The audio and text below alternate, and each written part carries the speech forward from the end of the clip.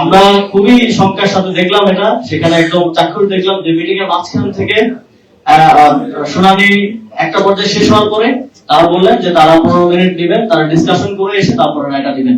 সেই 15 মিনিট তো 1.5 ঘন্টার মতো, 1.5 ঘন্টা হলো 15 মিনিট থেকে। এবং সেই 1.5 ঘন্টার মধ্যে যে ঘটনাগুলো ঘটেছে সেটা বাংলাদেশের গণতন্ত্রের জন্য অশ্লীল সংকেত। সেই 1.5 ঘন্টার মধ্যে তারা বিএনপির মহাসচিব মির্জা ফখরুল ইসলাম আলমগীর, তারপর বিএনপির নির্বাচন পরিচালনা কমিটির আহ্বায়ক নজরুল ইসলাম খান সহ 5 সদস্যের একটা প্রতিনিধি দলের সাথে বৈঠক করলেন। 1.5 ঘন্টা পরে তারা এসে রায় দিলেন এবং সেখানে একজন একেবারেই পার্টি ছিলেন যে শুনানিতে বিএনপির প্রার্থীদের পক্ষ থেকে জনাব রুহুল কুদ্দুস কাজল, তিনি সেখানে পার্টি ছিলেন, তিনি আর্গুমেন্ট করেছেন।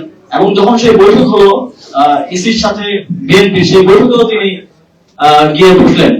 সরাসরি পার্টির সাথে আপনি বসে বৈঠকের পরে এসে যখন রায় দিচ্ছেন, এই রায়টা আমরা সম্পূর্ণ রূপে মনে করি যে এক ধরনের ফেব্রিকেটেড শুনানির রায় দেওয়া হয়েছে এবং একপাক্ষিক যে হয়েছে সেটার প্রতিফলন আমরা রায়ও দেখতে পেয়েছি। একেবারে রাইটস অফ করার মতো প্রত্যেকটাকে অলমোস্ট প্রত্যেকটাকে দ্বৈত নাগরিক এবং ঋণ খেলাপিদেরকে সেখানে ছাড় দেওয়া হয়েছে এবং নির্বাচনে অংশগ্রহণ করার বৈধতা দেওয়া হয়েছে।